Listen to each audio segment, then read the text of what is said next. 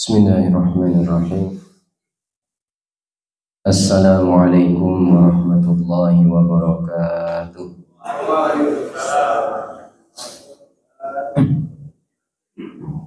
Alhamdulillahil haqqil mubin, Rabbis samawati wa rabbil ardi rabbil alamin. Wassalatu wassalamu ala rasulihil mab'uthi rahmatan lil alamin wa ala alihi wa sahbihi wa man tabi'ahum bi ihsanin ila yaumiddin. Amma ba'd. Allahumma subhanaka la ilma lana illa ma 'allamtana innaka antal alimul hakim.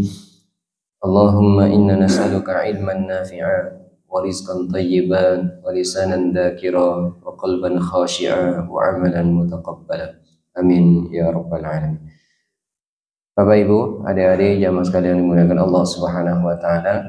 Alhamdulillah kita panjatkan puja-puji syukur kehadirat Allah Subhanahu wa taala karena dengan segala karunia-Nya, nikmat iman Islam, nikmat taufik, hidayah dan juga kekuatan serta kesehatan, pada pagi ini kita masih diberikan kemudahan untuk melangkahkan kaki beribadah menuju ke Masjid Al-A'raf yang kita cintai ini, yaitu dengan melaksanakan sholat subuh berjamaah, dilanjutkan dengan kajian rutin jihad, kajian hari Ahad, yang mudah-mudahan Allah berkenan memberikan ilmu yang bermanfaat sehingga kita bisa mengamalkan dalam kehidupan kita dan kelak bisa menjadi bekal kebaikan di dunia dan akhir. Daramang sadayana, alhamdulillah. Tema kita pada pagi ini yaitu kapan hendaknya kita beristi'adah. Al-isti'adatu itu bisa disebut juga dengan ta'awud, ya, sering kita mengenalnya berta'awud atau beristi'adah. Itu asal kata dari isti'adah, yasta'idu isti'adatan, atau ta'awwadha ya ta'awwadu ta'awudzan, ta'awud. Secara bahasa itu artinya al-iltija wa tahassud. Secara bahasa artinya kita meminta perlindungan dan penjagaan diri. Jadi kita minta perlindungan dan penjagaan diri. Kenapa ini penting kita minta perlindungan dan penjagaan diri? Karena dalam kehidupan kita di dunia ini, kita hidup tidak hanya sendirian sebagai manusia, tetapi kita hidup di dunia ini bersamaan dengan makhluk-makhluk Allah yang lain. Ada makhluk yang kelihatan sebagai alam syahadah, alam nyata. Ada yang makhluk Allah ini tidak kelihatan, yang mereka berada di alam ghaib, alamul ghaib. Jadi orang makhluk yang tidak kelihatan, makhluk ghaib. Ada makhluk-makhluk yang kelihatan, dan di antara makhluk-makhluk Allah yang sangat banyak ini, ada yang kelihatan, ada yang tidak kelihatan. Di antara mereka itu ada yang bisa membahayakan diri kita, ada yang bisa mencelakai diri kita. Makanya Allah mengajarkan kepada kita salah satu wasilah, cara agar kita bisa terjaga, terlindungi dari kejahatan makhluk-makhluknya. Maka Allah mengajarkan kepada kita untuk beristi'adah, yaitu kita meminta perlindungan kepada Allah dan penjagaan diri kita dari semua makhluk-makhluknya yang mungkin bisa mencelakakan dan membahayakan kita. Maka alhamdulillah, Islam sebagai ajaran yang lengkap, Allah pun mengajarkan, Rasulnya juga mengajarkan kepada kita tentang beristi'adah ini. Karena kalau makhluk yang bisa membahayakan itu kelihatan, mungkin kita bisa berjaga-jaga. Tapi ada makhluk-makhluk yang memang tidak kelihatan. Bahkan kadang-kadang ada makhluk yang aslinya kelihatan, tapi dalam kondisi-kondisi tertentu kita kurang waspada sehingga tidak melihat. Kemudian ketika makhluk itu menyerang kita, kita kurang bersiap. Maka kemudian Allah dan Rasulnya mengajarkan kepada kita untuk beristi'adah. Sehingga dengan isti'adah ini kita akan berpeluang besar untuk dilindungi dan dijaga oleh Allah Subhanahu wa taala yang telah menciptakan semua makhluk-makhluknya. Dan isti'adah itu tidak hanya ibadah yang walaupun aslinya itu ibadah dengan lisan saja. Jadi isti'adah kita berlindung diri kepada Allah itu ibadah lisan. Tapi ibadah di dalam Islam agar bisa berdampak maksimal itu tidak hanya sekedar ucapan lisan saja. Tapi juga harus menghadirkan hati kita saat beristi'adah. Kemudian di samping menghadirkan hati kita, kemudian perbuatan anggota tubuh kita pun harus berupaya mensinkronkan dengan ucapan lisan dan hati kita. Maka ada hakikat isti'adah menurut Ibnu Qayyim, itu artinya kita pergi kabur, meninggalkan sesuatu yang kita takuti menuju sesuatu yang bisa melindungi diri kita. Itu hakikat beristi'adah menurut Ibnu Qayyim. Jadi kita kalau beristi'adah, berlindung diri kepada Allah dari setan, berarti kita berupaya untuk menjauh sejauh-jauhnya dari setan. Kemudian kita berusaha serius menuju kepada Allah Subhanahu wa ta'ala. Sehingga nanti isti'adahnya akan bisa memberikan dampak yang maksimal. Tapi kalau hanya sekedar lisan saja, lisan kita mengucapkan isti'adah, lisan kita mengucapkan zikir, lisan kita membaca Al-Quran, tapi hati kita nggak hadir, perbuatan kita nggak serius menuju Allah Subhanahu wa ta'ala, maka dampaknya walaupun ada, pasti insya Allah ada, tetapi kurang maksimal. Maka untuk bisa lebih maksimal dalam beristi'adah pun, selain menggunakan lisan kita, kita juga menghadirkan hati kita, kemudian perbuatan anggota tubuh kita pun menunjukkan kalau kita itu beristi'adah kepada Allah Subhanahu wa ta'ala, yaitu dengan serius menjauh, menghindar dari hal-hal yang kita takuti itu, kita serius menuju Allah Subhanahu wa ta'ala yang bisa menjaga dan melindungi kita. Ya mas sekalian muliakan Allah Subhanahu wa ta'ala.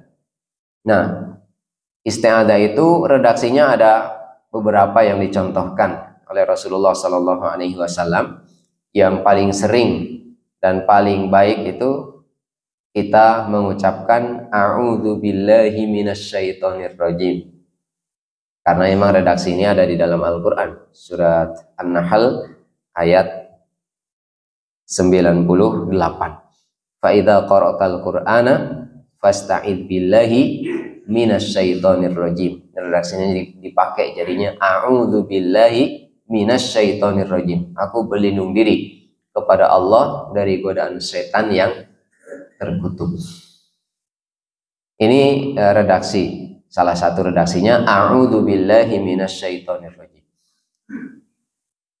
Adapun nanti ada redaksi-redaksi yang lain disesuaikan dengan waktunya ketika kita beristi'adah. Jadi kapan saja kita hendaknya beristi'adah? Yang pertama sesuai dengan ayat tadi, fa idza qara'tal Qur'ana fasta'id billahi minasyaitonir rajim. Maka ketika kamu hendak membaca Al-Quran, beristi'adahlah kepada Allah dari godaan setan yang terkutuk. Walaupun yang digunakan fi'il madhi, fa idza qara'ta, maka apabila kamu telah membaca Al-Quran.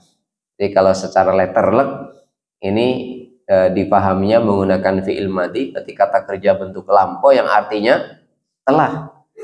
Berarti muncul pemahaman membaca isti'adahnya kapan? Setelah atau sebelum? Setelah. Fa idza qara'ta, maka apabila kamu telah membaca Al-Quran. Jadi sesudah atau sebelum? Mana yang benar? Biasanya kita membaca isti'adah setelah baca Quran atau sebelum? Sebelum. Tapi ayatnya setelah. Jadi yang mana yang benar? Maka ada sebagian ulama memang memahaminya secara letter text-nya itu, jadi membaca isti'adzahnya setelah. Jadi setelah baca Quran selesai baru beristi'adzah. Tapi menurut mayoritas ulama, ketika ada ungkapan seperti ini, faida qara'tal Qur'ana, itu artinya faida aradta qira'atal Qur'an. Jadi ketika kamu hendak membaca Al-Quran, ketika kamu ingin membaca Al-Quran, berarti sebelumnya, berarti sudah benar ya. Jadi sebelum membaca Al-Quran, maka ketika kamu hendak membaca Al-Quran, beristi'adzahlah kepada Allah dari godaan setan yang terkutuk. Mungkin akan muncul pemahaman, kenapa baca Quran disuruh untuk beristi'adzah? Bukannya setan itu takut kalau dibacakan Al-Quran? Bukannya setan itu akan kabur ketika dibacakan Al-Quran? Apalagi surat Al-Baqarah itu kan, karena ada hadis sahihnya. Iqra'ul Quran, ya, bacalah Al-Quran. Fa inna syaitana, karena sesungguhnya syaitan itu yafirru minal baitil ladzi tuqra'u fihi suratul Baqarah. Karena sesungguhnya syaitan itu akan kabur dari rumah yang di dalamnya dibacakan surat Al-Baqarah. Tapi kenapa kita disuruh untuk beristi'adzah saat membaca Al-Quran? Karena syaitan ini nggak akan pernah jenuh, nggak akan pernah bosan, nggak akan pernah berhenti untuk menjauhkan manusia dari Al-Quran. Sehingga sekian banyak di antara manusia, bahkan di antara kaum muslimin yang sudah beriman dengan Al-Quran sebagai kitabnya, itu di antara mereka ada yang dijauhkan oleh setan dari Al-Quran sehingga tidak pernah membaca Al-Quran. Hanya di dalam sholatnya saja.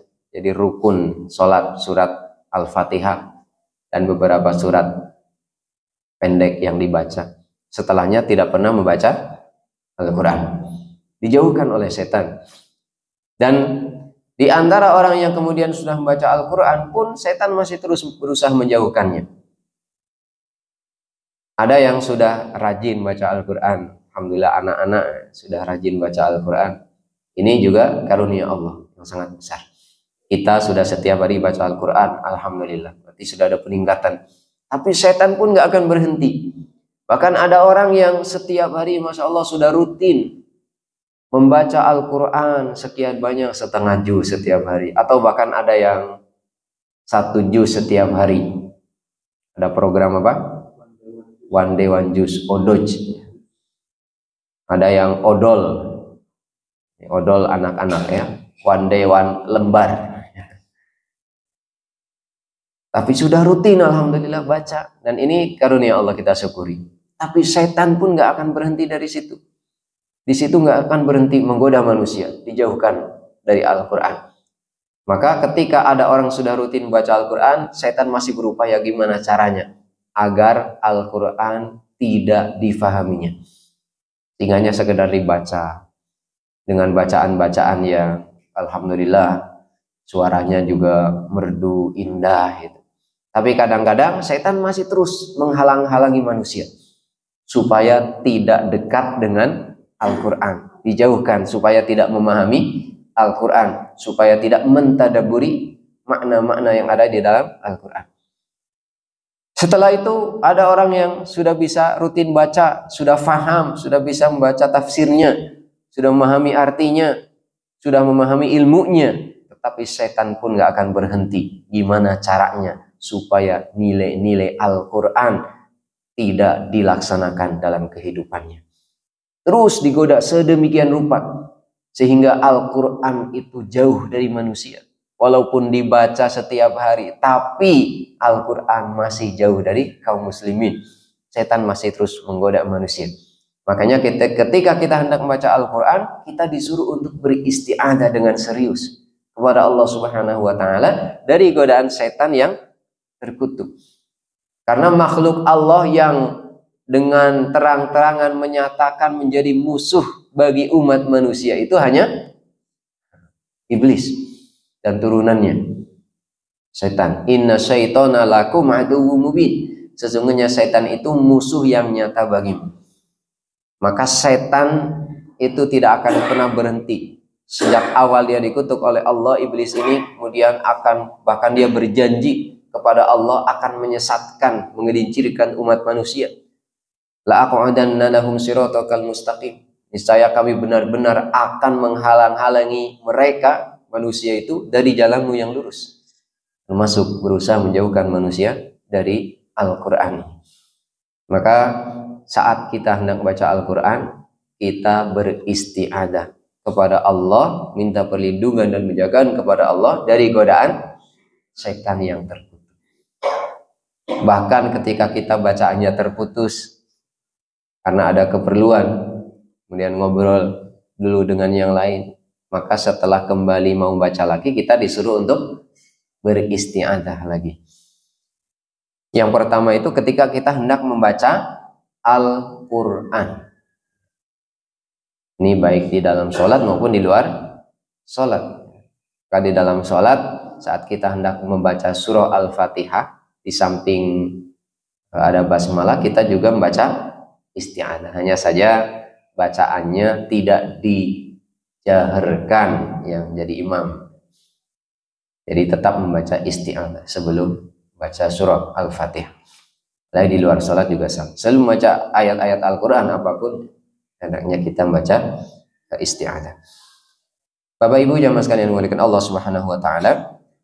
Ini yang pertama ya. Jadi kita disuruh beristi'adah ketika hendak membaca Al-Quran. Walaupun tadi ada sebagian ulama yang berpendapat membaca isti'adahnya setelah selesai membaca Al-Quran. Tapi mayoritas jumhur ulama mereka berpendapat dianjurkannya membaca isti'adah itu sebelum membaca Al-Quran.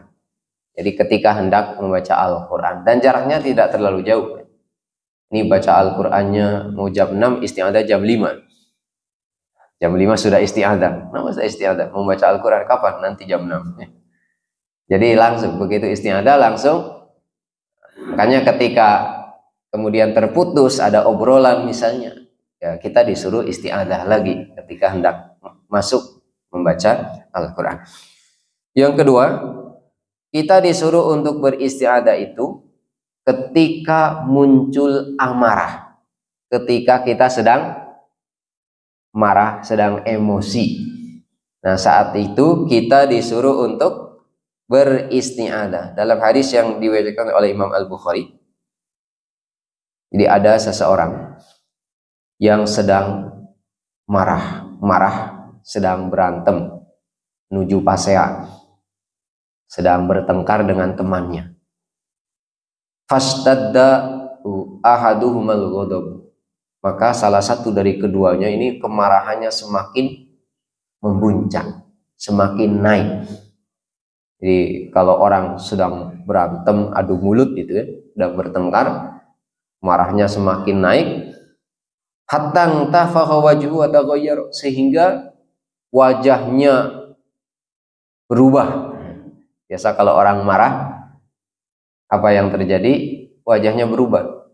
Yang tadinya cakep, kalau lagi marah masih cakep enggak? Nih ganteng, marahnya aja ganteng, masya. Tahu berubah jadi menakutkan. Ya, yang tadinya wajahnya putih, kalau lagi marah apa yang terjadi? Wajahnya memerah, dahinya mengkerut, hidungnya jadi mancung. Jadi kalau hidungnya pesek, marah, hidungnya jadi bukan mancung, membesar ya maksudnya. Jadi hidungnya membengkak gitu. Ini salah satu, kedua orang tadi marahnya semakin membuncang sehingga wajahnya berubah. Hidungnya membengkak ya, kemudian warnanya berubah. Kalau putih itu kelihatan, orang yang berkulit putih lagi marah itu kelihatan berubah menjadi merah. Kalau yang kulitnya hitam, marah itu jadi gimana? Jadi gosong. Ya pokoknya wajahnya berubah gitu. Jadi saat itu marah banget, itu saking marahnya itu sampai wajahnya berubah. Ada perubahan drastis dalam raut mukanya. Maka Rasulullah yang mengetahui hal itu, hanya Rasulullah mengatakan kepada temannya yang lain yang ada di sampingnya, serta sahabat yang lain, Rasulullah mengatakan, ini la'alamu kalimatan. Sungguh aku mengetahui ada satu kalimat. Lau qalaha, seandainya diucapkan oleh orang tersebut, la dhahabal ladzi yajid. Niscaya kemarahan yang dia dapatkan itu akan hilang. Kemarahan yang dia rasakan akan hilang. Maka kemudian orang yang diajarkan Nabi Shallallahu Alaihi Wasallam ini mendatangi orang yang sedang marah itu, kemudian dia mengucapkan ta'awwad billahi minasyaitonir rajim. Kamu berlindung dirilah kepada Allah dari godaan setan yang terkutuk. Jadi disuruh apa? Beristi'adzah, berlindung diri kepada Allah dari godaan setan yang terkutuk. Tapi karena sudah terlanjur marah, ya orang tersebut jawabannya apa? Ya, ataro bibas. Apakah kamu melihat ada yang aneh pada diriku? Amajnunun ana? Apakah saya ini orang gila? Sehingga disuruh untuk beristi'adzah. Jadi di sini Rasulullah mengajarkan, ketika muncul amarah, sedang emosi dalam diri kita, kita disuruh untuk beristi'adzah. Ini salah satu cara untuk mengendalikan emosi kita. Salah satu cara untuk mengendalikan kemarahan kita. Karena ciri orang yang bertakwa itu adalah wal kadhiminal ghaidha wal 'afina 'anil nas. Orang yang bisa mengendalikan amarahnya dan memaafkan orang lain. Itu ciri orang yang bertakwa salah satunya, yang Allah janjikan surga kepada mereka. Sebagaimana disebutkan di dalam surat Ali Imran. Dimulai ayat 133 yang dijanjikan surga kepada orang-orang yang bertakwa. Salah satu cirinya itu wal kadhiminal ghaidha wal 'afina 'anil nas. Orang yang bisa mengendalikan amarahnya dan memaafkan orang lain. Jadi bukan berarti nggak boleh marah. Karena marah itu, emosi itu memang sudah ada dalam diri kita, sehingga saat-saat tertentu karena kita berinteraksi dengan orang lain, kadang-kadang marah itu muncul. Manusiawi kalau muncul marah itu. Itu sudah fitrah manusia, kadang-kadang marah. Namanya kita berinteraksi sosial sebagai makhluk sosial. Kita berinteraksi dengan pasangan kita, dengan istri kita, suami kita, kemudian dengan orang tua kita, anak-anak kita, tetangga kita, teman-teman kita. Itu kadang-kadang ada sesuatu yang membuat kita marah, membuat kita jengkel, membuat kita emosi. Tapi orang yang bertakwa itu dia bisa mengendalikan amarahnya, bisa mengendalikan emosinya, sehingga tidak melakukan perbuatan atau kerusakan yang lebih besar yang disebabkan karena amarah emosi yang tidak dikendalikan. Jadi kalau orang yang bertakwa bisa mengendalikan amarah, tapi orang yang tidak bertakwa, mereka tidak bisa mengendalikan amarahnya. Ya kalau dulu, mohon maaf ya, ketika saya kecil kadang-kadang lewat tetangga itu suami istri lagi berantem, lagi pasea ya, lagi bertengkar gitu. Kalau dulu ketika saya kecil itu masih sering gitu lihat lewat tetangga itu suami istri lagi bertengkar ya. Ya lagi bertengkar. Ya kalau sekarang kayaknya sudah nggak musim ya. Nggak musim, tahu-tahu udah bercerai aja. Karena tingkat perceraian ternyata besar, tinggi gitu ya. Padahal kayak perasaan nggak pernah bertengkar itu, tapi tahu udah cerai. Kalau dulu lihat tetangga itu kadang-kadang lewat itu lagi bertengkar itu, tapi habis itu ya berdamai lagi, nyambung lagi ya sampai tuanya. Nah, kalau orang yang bertakwa itu bisa mengendalikan amarahnya. Nah, kalau orang yang tidak bertakwa, ketika marah tidak dikendalikan dengan baik, itu akan bisa menyebabkan melakukan kerusakan yang lebih besar.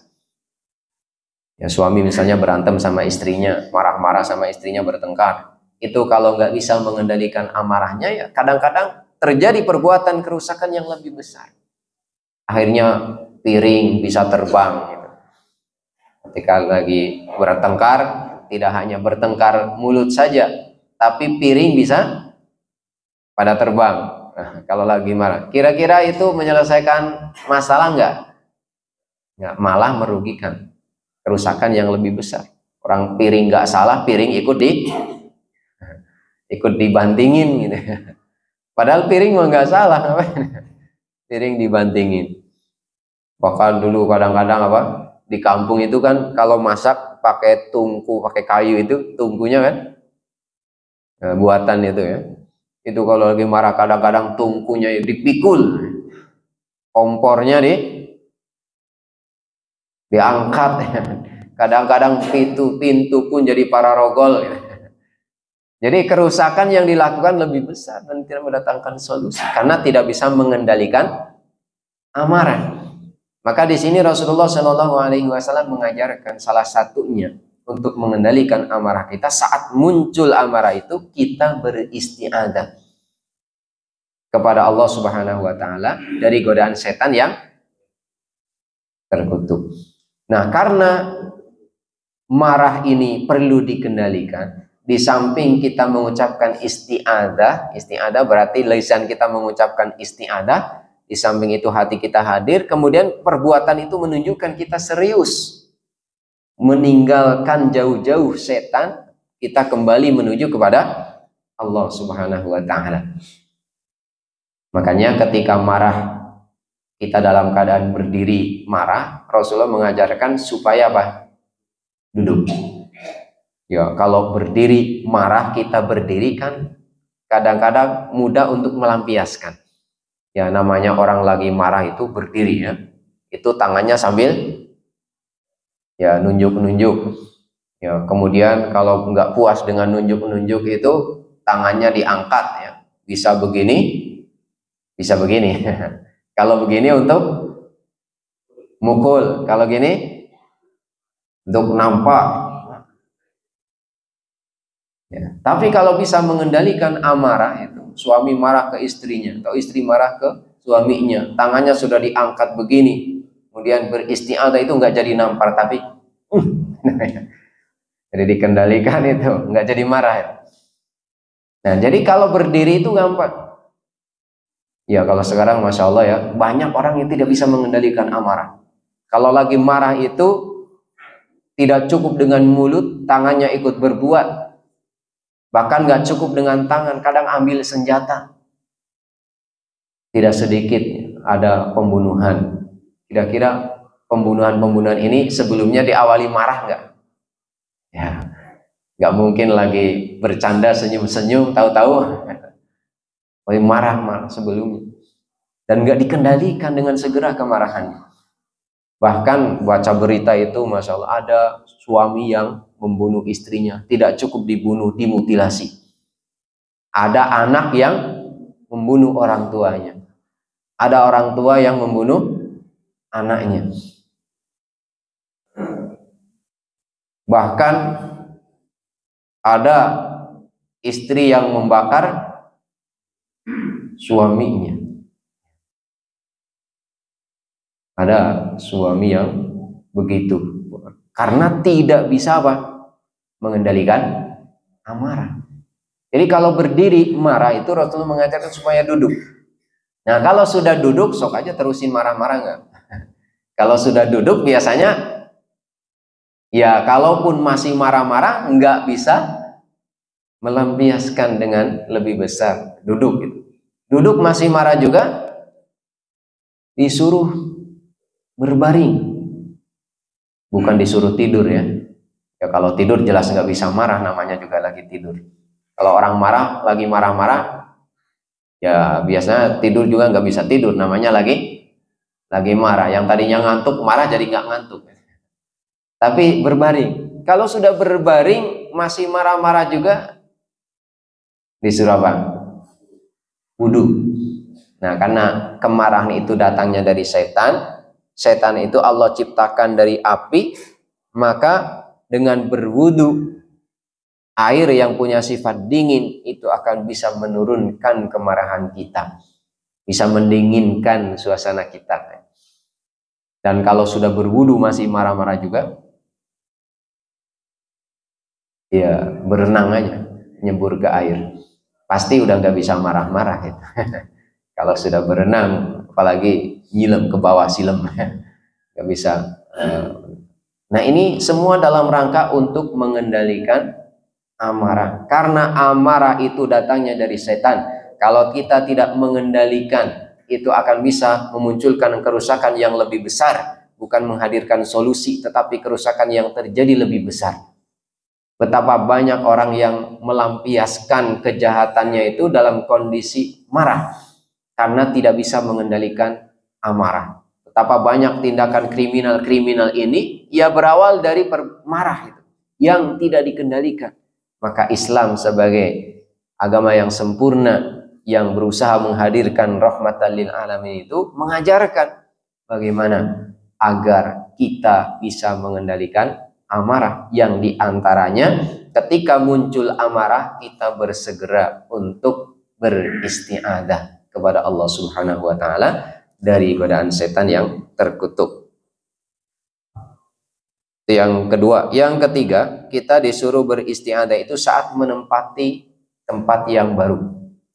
Entah itu kita punya rumah baru, atau ngontrak di tempat yang baru, atau kita dalam perjalanan nginep di hotel yang baru kita tempati, di penginapan, atau saat kita berkemah, camping, pasang tenda, kita menginap di sana, menempati tempat yang baru, maka saat itu kita disuruh untuk beristiadah. Hadisnya riwayat Imam Muslim, Rasulullah Shallallahu Alaihi Wasallam bersabda, "Man nazala manzilan." Barang siapa yang menempati satu tempat tinggal. Di satu tempat tinggal ini bisa tempat tinggal lama, bisa tempat tinggal sebentar. Apa itu tempat tinggal baru yang baru kita tempati? Man nazala manzilan. Barang siapa yang, nazala aslinya turun ya. Berarti turun menempati satu tempat. Man nazala manzilan, barang siapa yang menempati satu tempat. Tsumma yaqulu, kemudian dia mengucapkan a'udzu bikalimatillahi tammati min syarri ma khalaq. A'udzu bikalimatillahi tammati min syarri ma khalaq. Lam yadurruhu syai'un hatta yartahila min manzilihi dzalika. Maka tidak ada sesuatu yang akan membahayakannya, mencelakainya, sampai dia beranjak meninggalkan tempat tinggal tersebut. Hadis riwayat Imam Muslim. Jadi barang siapa yang menempati satu tempat tinggal, apapun itu bentuknya, entah itu rumah, penginapan, hotel, tenda, tempat kita berkemah, bercamping, itu tempat yang baru, maka saat kita menempati tempat yang baru itu kita ucapkan a'udzu bikalimatillahi tammati min syarri ma khalaq. Aku berlindung diri dengan kalimat-kalimat Allah yang sempurna dari kejahatan apa yang telah Dia ciptakan. Maka jaminan Rasulullah tadi apa? Tidak ada sesuatu yang akan membahayakan atau mencelakainya sampai dia beranjak meninggalkan tempat tinggalnya tersebut. Ada seorang ustadz menceritakan ya, pernah ada temannya itu, dia dalam perjalanan karena sudah cukup malam, akhirnya memutuskan untuk istirahat di tempat itu. Dan mereka pasang tenda untuk beristirahat bermalam di malam itu. Karena mungkin ini perjalanan di kampung-kampung, jadi nggak ada penginapan. Hanya untuk istirahat tidur itu pasang tenda. Nah, karena sudah tahu ilmunya ini untuk beristiadah, jadi mereka akhirnya sebelum istirahat di tempat itu, memasang tenda, mereka mengucapkan istiadah ini. A'udzu bikalimatillahi tammati min syarri ma khalaq. Ternyata alhamdulillahnya mereka di malam hari itu di tempat yang baru, mereka bisa tidur dengan tenang, nggak ada yang mengganggu. Nah, pas paginya ketika mereka mau berangkat lagi melanjutkan perjalanan, mereka membongkar tenda itu. Dan ternyata ketika dibongkar, di bawah tenda itu ada ular yang sangat berbisa. Jadi ada ular yang sangat berbisa. Tapi alhamdulillah ularnya ada, tetapi orang-orang yang ada di situ nggak ada yang diganggu oleh ular tersebut. Jadi nggak ada yang digigit. Kalau ular menggigit atau membacok, ya nggak ada yang dipatuk. Jadi nggak ada yang dipatuk ular. Ini jadi ularnya ada itu, tapi nggak ada yang dipatuk ular itu. Jadi Allah menjaga mereka, melindungi mereka.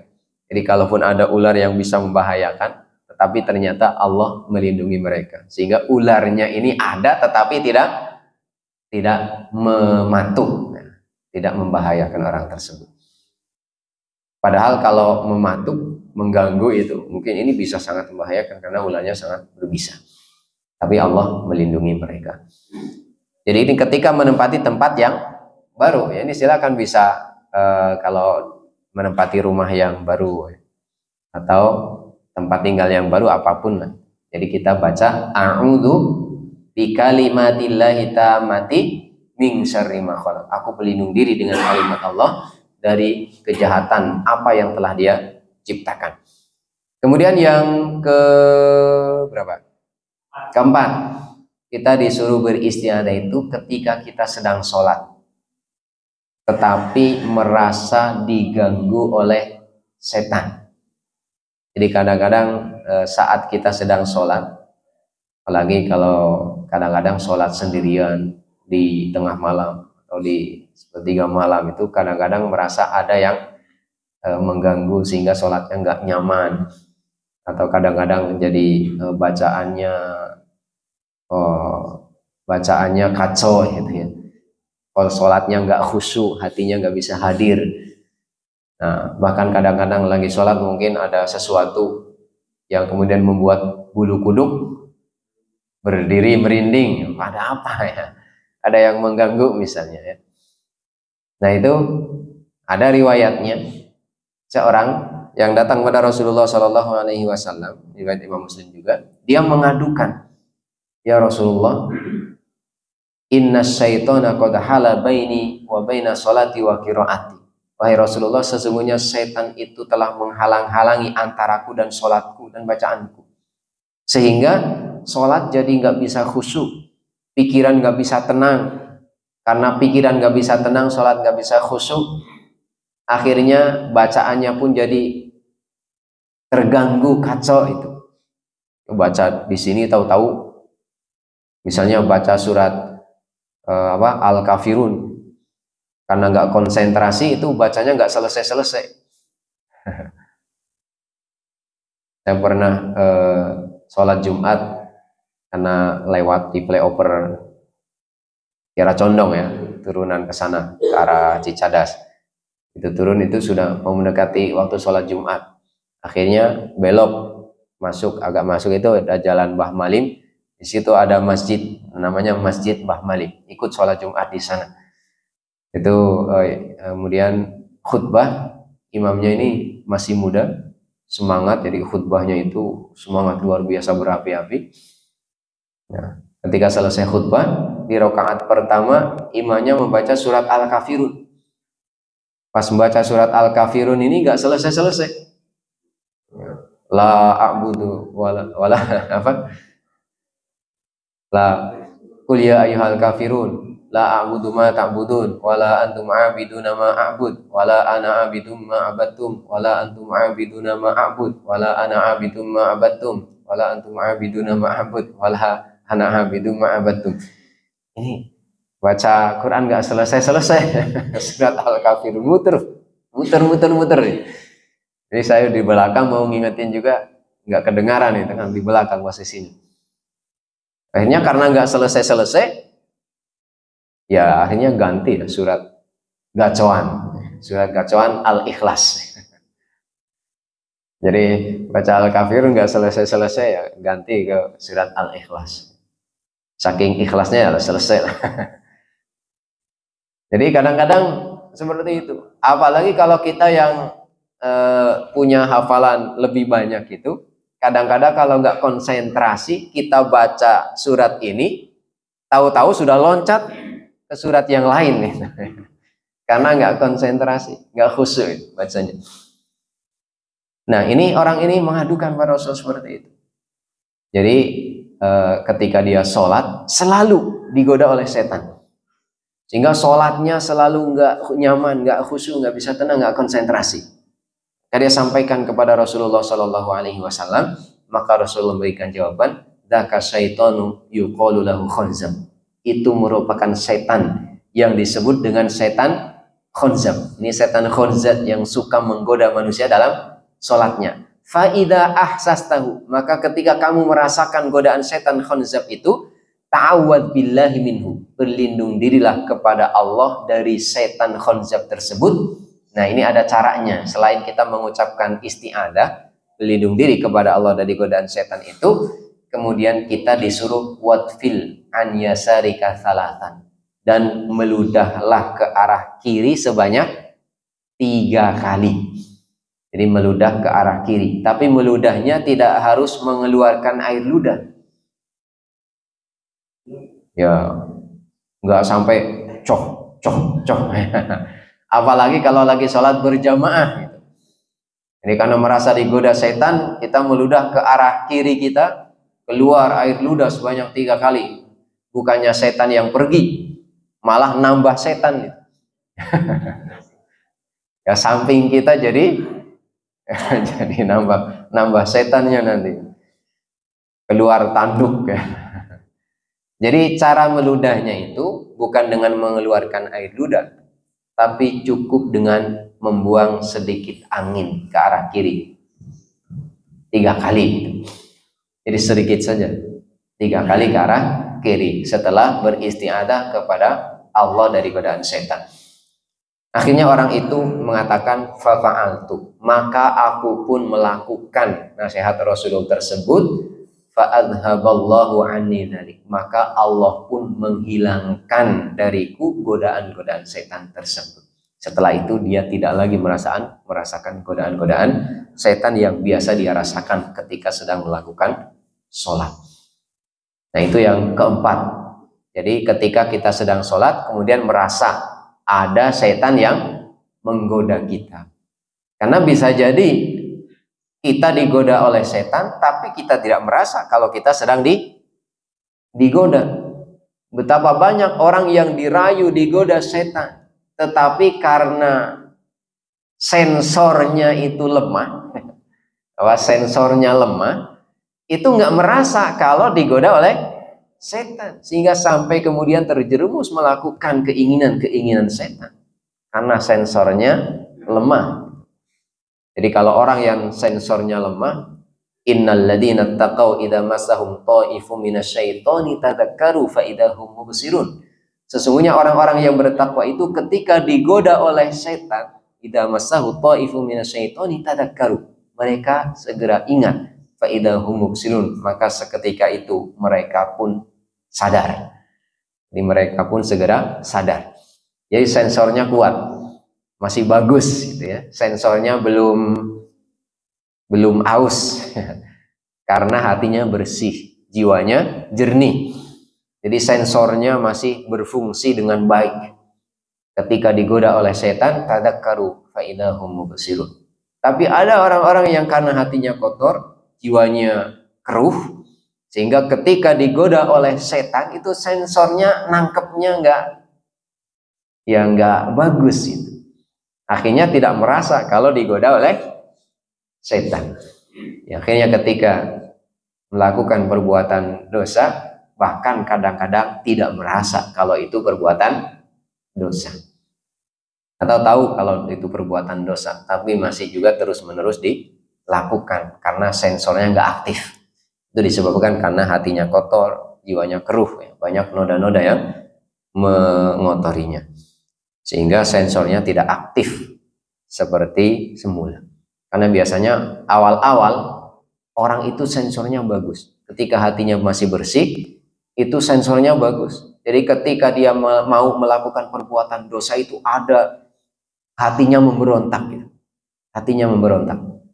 Tapi ketika semakin terbiasa berbuat dosa itu, ketika dia melakukan perbuatan dosa itu, hatinya sudah tidak memberontak. Bahkan kadang-kadang menikmati perbuatan dosa itu. Karena sudah kotor hatinya, keruh jiwanya, itu sensornya sudah kurang bagus fungsinya. Maka harus segera dibersihkan dengan bertaubat kepada Allah Subhanahu wa taala, sehingga sensornya aktif seperti ketika masih baru, ketika hatinya masih jernih ya. Tapi jamaah sekalian yang muliakan Allah Subhanahu wa taala, masih satu lagi yang ingin saya sampaikan terkait kapan hendaknya kita mau disuruh untuk beristiadah. Sebenarnya ada waktu-waktu yang lain, yaitu di waktu pagi dan petang. Ini ada seseorang, ini dalam riwayat Muslim juga, ada seorang yang menyampaikan kepada Rasulullah Shallallahu Alaihi Wasallam mengadukan rasa sakit yang sedang dideritanya. Dia mengatakan, ya Rasulullah, malaqituhu min akrobin laza'atnil bariha. Wahai Rasulullah, sakit yang saya rasakan ini disebabkan karena sengatan kalajengking yang menyengatku kemarin. Jadi orang ini habis disengat kalajengking. Ya, kalau kalajengking disengat bener ya. Disengat ya. Atau nyamuk menyengat. Kalau nyamuk kalajengking apa kalajengking? Ya, pokoknya itu ya. Jadi kalajengking itu, tahu kalajengking? Scorpio. Bahasa Sundanya kalajengking juga ya. Ya, kenapa dia disebut kalajengking? Kala itu bisa berarti bahaya ya. Kala ya. Kalau jengking ya dari bahasa apa ini?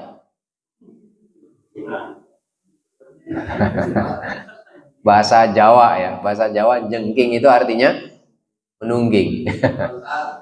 Ya, kenapa kalajengking ini membahayakan itu? Ya, membahayakannya itu bukan saat dia menggigit. Jadi dia kayak kepiting punya japit kanan kiri, kemudian itu yang dipakai untuk menggigit ya. Tapi yang membahayakan itu bukan jabitan itu. Yang membahayakan justru ketika dia ekornya kemudian naik dan memasukkan racun ke luka yang sudah digigit oleh kedua japitnya itu. Nah, luka itu kemudian dimasukkan, ekornya itu naik ke atas, sehingga disebut ini kalajengking ya. Ekornya ke atas, kemudian meneteskan racun. Dan racun itu kemudian masuk bersama aliran darah ke seluruh anggota tubuh. Itu yang membuat orang yang disengat kalajengking itu merasakan sakit yang sangat luar biasa. Sampai sekarang ada yang membudidaya kalajengking, itu diambil racunnya itu. Cuman setetes-tetes itu. Tapi ini bisa membahayakan. Ya kalau kalajengking yang kecil mungkin tidak masalah ya. Tapi kalau kalajengking yang besar, kalau yang tinggalnya di kampung-kampung, rumahnya model kayu zaman dulu ya, itu kadang-kadang ada kalajengking yang sangat besar itu. Nah, itu tentu akan lebih menyakitkan. Nah, orang ini datang ya, kadang-kadang digigit kalajengking itu atau kelabang itu, racunnya menyebar itu sampai warnanya berubah itu ya. Jadi menjadi kebiru-biruan kulitnya itu. Itu karena racunnya yang dahsyat. Nah, orang ini menyampaikan, mengadukan pada Rasulullah, ya Rasulullah, penyakit sakit yang saya derita ini disebabkan karena kalajengking yang kemarin menyengatku. Maka Rasulullah Shallallahu Alaihi Wasallam menyampaikan, amma annaka lau qulta hina amsaita. Adapun dirimu, seandainya ketika memasuki waktu sore, waktu petang, kamu mengucapkan, nah ini istiadahnya, seperti ketika memasuki rumah yang baru tadi, a'udzu bikalimatillahi tammati min syarri ma khalaq la yadurruhu dzalika. Niscaya kalajengking itu tidak akan la yadurruka dzalika. Niscaya kalajengking itu tidak akan mencelakakanmu, tidak akan membahayakanmu. Ya, adapun kamu seandainya ketika memasuki waktu petang mengucapkan a'udzu bikalimatillahi tammati min syarri ma khalaq, niscaya kalajengking itu tidak akan mencelakaimu. Nah, ini kata Rasulullah Shallallahu Alaihi Wasallam. Jadi waktu petang dan waktu pagi ini termasuk zikir-zikir pagi dan petang yang hendaknya kita baca. Sore, pagi bisa dibaca 3 kali. A'udzu bikalimatillahi tammati min syarri ma khalaq. Aku berlindung diri dengan kalimat Allah yang sempurna dari kejahatan apa yang telah Dia ciptakan. Jadi bisa di waktu pagi dan petang. Ini dibaca ini zikir pagi dan petang. Ya, sebagai pengalaman pribadi ketika saya tinggal di Panyawangan itu rumahnya memang di samping pagar itu sawah. Sehingga sering ada ular. Ular ini tidak hanya di luar rumah, itu kadang-kadang tahu-tahu ularnya sudah ada di dalam rumah. Sudah ada di dalam rumah. Suatu saat, ini berapa kali itu ada rumah itu. Ada ular di sana itu. Suatu saat saya lagi di luar, ya ditelepon sama istri. Ini, jadi di kamar belakang itu ada kasur. Nah, kasur ini kasur ini nggak pakai dipan, jadi langsung kasurnya di lantai. Nah, istri melihat ada ekor ular masuk ke kasur, ke bawah kasur itu. Ya, jadi nelpon, ini ada ular di kasur itu. Masa sih itu? Ada benar.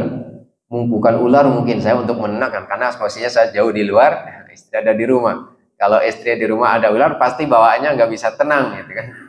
Nah, saya berusaha menenangkan. Kayaknya bukan ular mungkin. Gede apa kecil? Tadi lihatnya ekornya kecil, gitu. Mungkin ekor tikus kali kelihatan kayak ular. Ya. Enggak bener ular. Paling ekor tikus itu. Akhirnya saya pulang. Pas pulang, saya bongkar itu kasur, saya bongkar, lemari digeser-geser, barang-barang yang ada juga saya geser-geser. Itu nggak kelihatan ular itu. Nggak ada ular, nggak kelihatan itu. Terus saya sampaikan bukti, mana nggak ada ular nih. Kita sudah geser kasur, kita berdiri di kasur, lemari geser-geser, ini barang-barang geser. Nggak kelihatan ular, nggak ada. Paling tadi tikus, salah lihat mungkin ya. Salah lihat. Ternyata nggak kelihatan, karena nggak kelihatan, ya saya berangkat pergi lagi. Berangkat pergi lagi. Dan nggak muncul lagi. Akhirnya di malam harinya, karena istri tadi melihat ular, dia nggak tenang, hanya nggak mau tidur di kamar itu, nggak berani dia tidur di kamar itu, hanya tidur di kamar yang sebelah. Nah, untuk menenangkan, yang saya masih, karena saya nggak melihat sendiri, kayaknya ekor tikus tadi yang kelihatan. Ya, untuk menenangkan gimana caranya? Ya sudah, biar saya yang tidur di kamar ini. Udah, kamu sana tidur di kamar sebelah sama anak-anak, biar saya tidur di kamar ini. Akhirnya saya tidur di kamar situ. Dan selama saya tidur, ya karena biasa zikir pagi petang udah dibaca ya, pas tidur di situ juga nggak muncul itu ular ya. Jadi selama saya di rumah ular ini nggak muncul-muncul. Akhirnya sampai paginya bangun tidur juga nggak kelihatan ada ular. Akhirnya ya sudah, tuh kan, saya tidur semalaman juga nggak ada muncul ular itu kan masalahnya. Paginya saya berangkat lagi. Pas sudah berangkat lagi, ditelepon lagi. Ditelepon lagi itu. Ternyata ularnya keluar dari kamar itu. Dia keluar dari kamar, pindah ke kamar yang sebelah lagi itu. Ditelepon lagi. Ini ada ularnya, keluar itu. Masa ya? Udah, akhirnya saya pulang lagi. Awasin ularnya, dia nanti perginya kemana? Awasin ya. Akhirnya saya segera pulang. Ternyata benar, ular itu ada. Berarti tadi malam saya tidur sama bareng ular tidur. Tapi alhamdulillah dijaga oleh Allah, nggak sampai ularnya mematuk atau menggigit. Ya, ular pindah ke kamar sebelah dan saya tangkap dan berhasil dibunuh ularnya. Jadi ini salah satu wasilah agar Allah menjaga dan melindungi kita. Kita membaca isti'adzah ini di waktu pagi dan petang. A'udzu bikalimatillahi tammati min syarri ma khalaq, salah satunya ya. Itu dibaca 3 kali. untuk melindungi dan menjaga kita, supaya Allah yang bisa menjaga kita, Allah yang bisa melindungi kita dari kejahatan-kejahatan makhluknya, baik makhluk yang terlihat maupun yang tidak terlihat. Sebenarnya masih ada beberapa waktu lagi yang kita dianjurkan untuk beristiadah, tapi minimal 5 hal ini kita bisa mempraktekkan dalam kehidupan kita, sehingga mudah-mudahan Allah menjaga kita dari godaan setan, Allah menjaga kita dari bahaya-bahaya makhluknya yang terlihat maupun yang tidak terlihat. Allahumma sholli ala Muhammad wa ala ali Muhammad. Alhamdulillahi rabbil alamin, hamdan yu'ti ni'amahu mazidah. Ya Rabbana lakal hamdu kama yanbaghi li jalali wajhika wa 'azimi sultanik. Rabbana hab lana min azwajina wa dhurriyyatina qurrata a'yun waj'alna lil muttaqina imama. Rabbana ighfir lana wa liwalidina warhamhum kama rabbawna shighara. Allahumma anfa'na bima 'allamtana wa 'allimna ma yanfa'una wa zidna 'ilma. Rabbana atina fid dunya hasanah wa fil akhirati hasanah wa qina adzabannar. Subhana rabbika rabbil izzati amma yasifun, salamun 'alal mursalin walhamdulillahi rabbil alamin. Subhanakallahumma wa bihamdika asyhadu an la ilaha illa anta astaghfiruka wa atubu ilaik. Mudah-mudahan bermanfaat, kurang lebihnya mohon maaf. Assalamualaikum warahmatullahi wabarakatuh.